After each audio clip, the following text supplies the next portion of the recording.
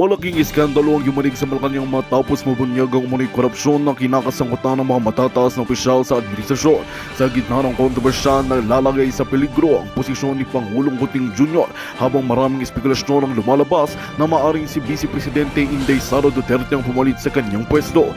Ayon sa ulat, ang maligasyon ng korupsyon ay nag-ugat sa ilang proyekto ng transaksyon na isinagawa ng pamahalaan. Naging mas matindi ang usapin matapos maglabas ng mga dokumento ang isang insider na nagbigay diin sa umuning mga irregularidad sa paggamit ng pondo ng bayan.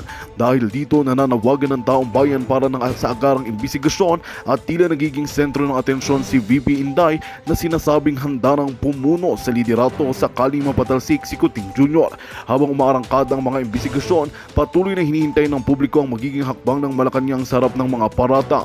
Ang mga kaganapang ito ay nagdudulot ng malaking alon sa politika ng bansa at maraming nagabang kung sino ang maghahari sa gitna ng krisis. Umaasang sabay na ang katarungan at katotohanan ang magwawagi para sa ikabubuti ng Pilipinas. At yan nga ang balitang ating pagkakatutukan. Ngunit bago ang lahat, siguraduhin mag-subscribe at i-hit ang notification bell para sa patuloy na pagtutok sa mga silap ng bagong balita sa tunay na boses ng masa.